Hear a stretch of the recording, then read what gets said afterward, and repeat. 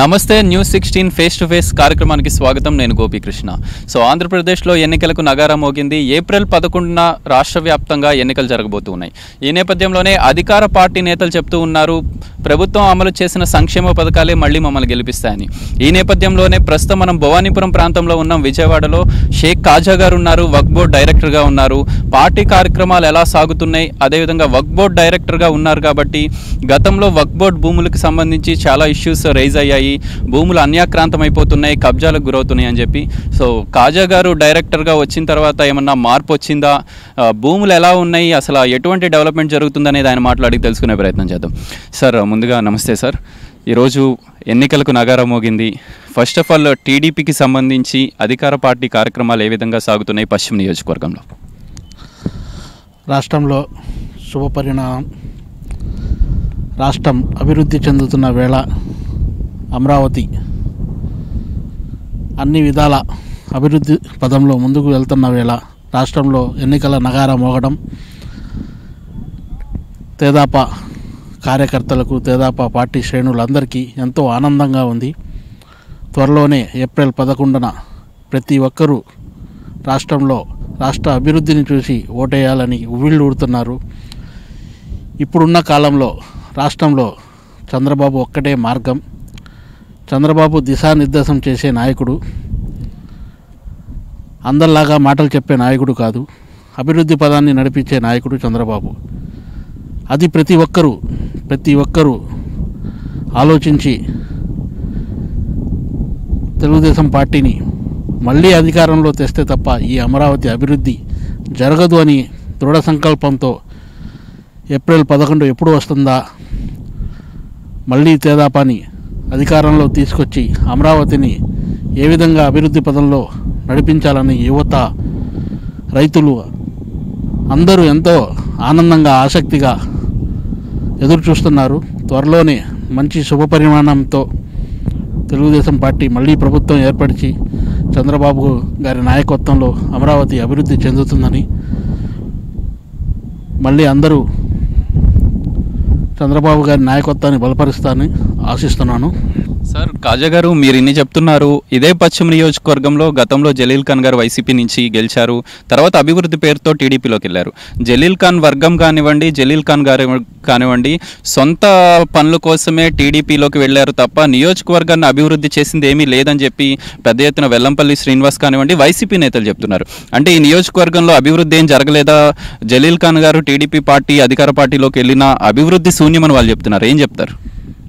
జలీల్ ఖాన్ గారు వైఎస్ఆర్ ద్వారా ఎమ్మెల్యేగా ఎన్నికైనా కూడా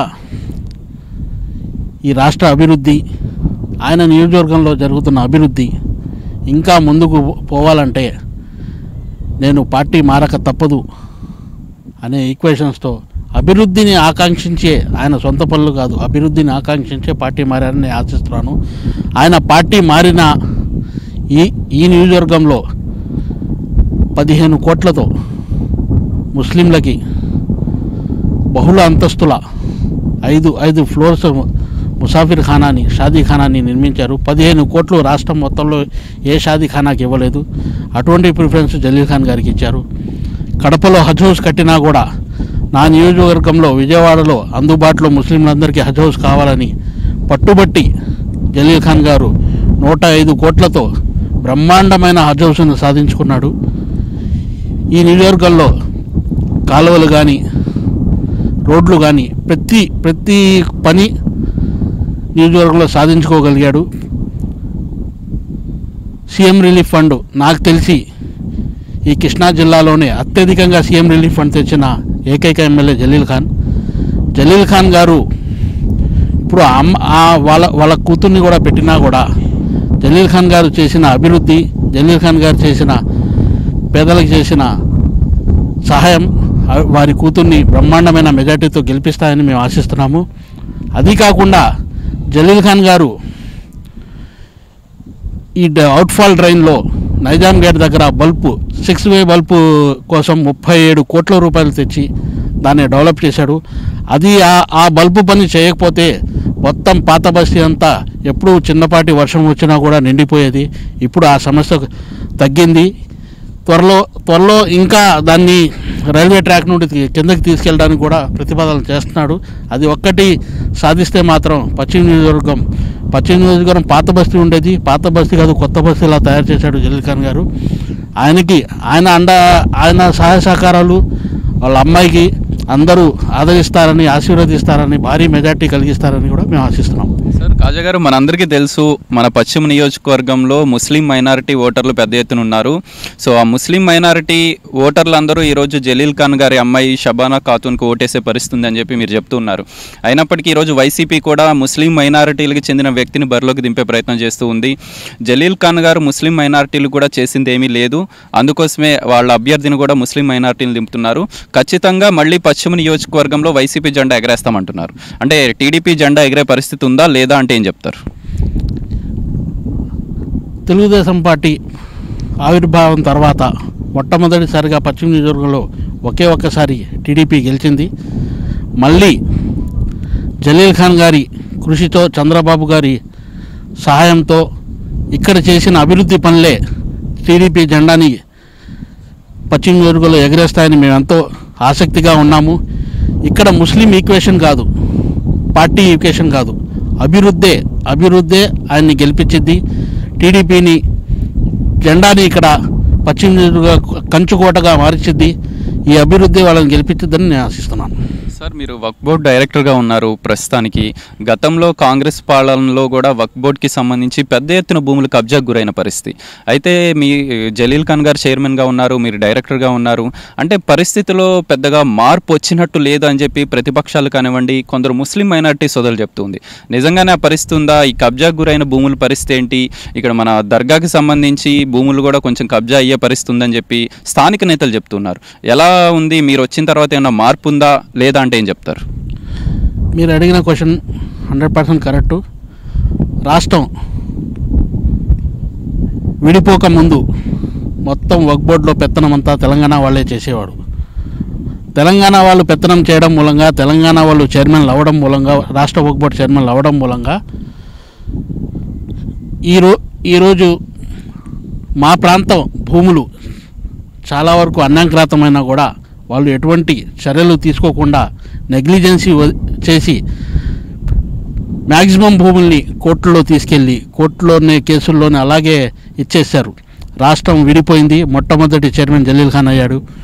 జలీల్ ఖాన్ గారు అయిన తర్వాత రాష్ట్ర వక్ఫ్ బోర్డులో మెయిన్ సెక్షన్ లీగల్ సెక్షన్, ప్రతి స్థలానికి సంబంధించి కానీ, ప్రతి ఇన్స్టిట్యూషన్కి సంబంధించి కానీ ప్రతిది కూడా కోర్టులో పెండింగ్ ఉండి మా వక్ఫ్ బోర్డు వారు సరిగ్గా దాన్ని ఇది చేయకుండా తెలంగాణ వాళ్ళ పెత్తనం ద్వారా మా భూములన్నీ అన్యాక్రాంతమైనవి. వాటన్నిటిని లీగల్ సెక్షన్ని బాగా పకడ్బందీ చేశాము. ప్రతిదీ ఈరోజు కడప జిల్లాలో కేకే షెర్వానీ అడ్వకేట్ గారు, ఆయన వక్ఫ్ బోర్డు మెంబర్గా ఉన్నారు. 310 ఎకరాలు భూమిని రిటర్న్ తీసుకొచ్చారు. మేము నున్నలో వాల్యుబుల్ ల్యాండ్ 70 ఎకరాలని రిటర్న్ తీసుకొచ్చాము. అది వేరే వాళ్ళ పేరు మీద రిజిస్ట్రేషన్ అయితే ఆ రిజిస్ట్రేషన్ని కూడా క్యాన్సిల్ చేశాము. మేము అన్యాక్రాంతం చేసిన వాళ్ళ మీద, ఆక్రమణదారుల మీద ఉక్కుపాదం మోపుతున్నాము. ప్రతి కేసులో కూడా, ఇప్పుడు వేసే ప్రతి కేసులో కూడా 95% మా ఇది వక్ఫ్ బోర్డుది విజయం ఉంటుంది. ఎందుకంటే మా పర్సివేషన్ లీగల్ సెక్షన్లో అలాగుంది. త్వరలోనే ఇలాగే కొనసాగితే జలీల్ ఖాన్ గారి హయాంలో, చైర్మన్ గారి హయాంలో త్వరలోనే 60 to 70% ల్యాండ్స్ని మేము వెనక్కి తీసుకోవడం జరుగుతుంది. రాష్ట్ర వక్ఫ్ బోర్డుని అభివృద్ధి పదంలో నడిపిస్తున్నాము. కొత్త స్కీములు చేస్తున్నాము. ఇంతకుముందు విడో ఉండే వాళ్ళకి, భర్తలు విడాకులు తీసుకునే వాళ్ళకే ఆర్థిక సాయం చేసేవాళ్ళం. ఇప్పుడు మేము వచ్చిన తర్వాత కొత్తగా చదువుకునే పిల్లలకి మెడికల్ ఎయిడ్, మరీ పేదవారికి మెడికల్ మందులు తీసుకోలేని పరిస్థితుల్లో ఉన్న వాళ్ళకి మెడికల్ ఎయిడ్ కూడా రాష్ట్ర వక్ఫ్ బోర్డు ద్వారా చేస్తున్నాము. ఇంకా రాష్ట్ర వక్ఫ్ బోర్డు ఆదాయాన్ని పెంచుతాము. ఆ ఆదాయం కూడా ప్రతి పేదవారికి, ముస్లిం పేదవారు అందరికీ చెందేలాగా చేస్తామని తెలియజేస్తున్నాం.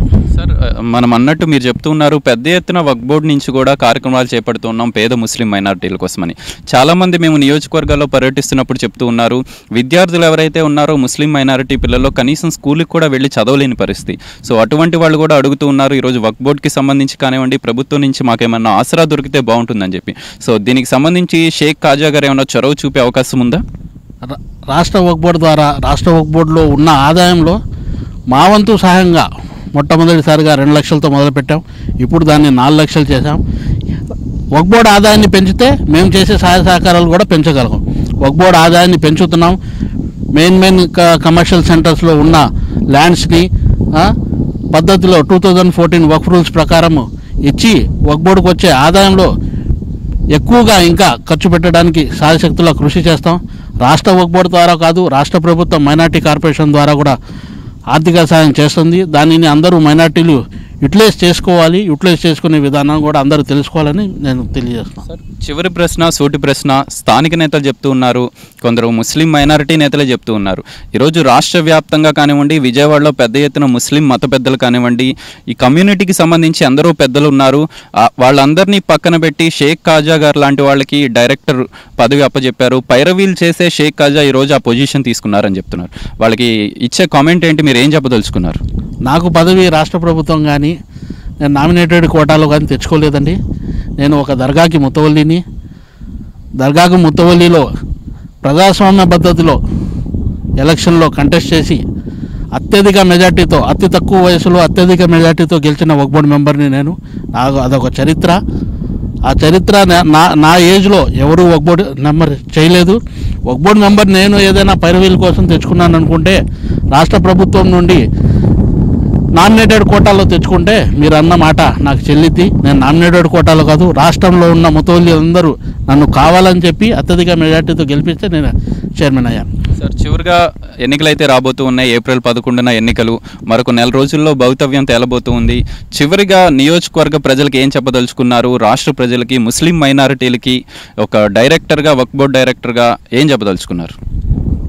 నేను వక్ఫ్ బోర్డు డైరెక్టర్గా కంటే సామాన్య మానవుడిగా, ముస్లిం యువకుడిగా అందరికీ చెప్పేది ఏంటంటే ఇంతకుముందు సార్వత్రిక ఎన్నికల్లో ముస్లింలు తేదాపాకి దూరంగా ఉన్నారు.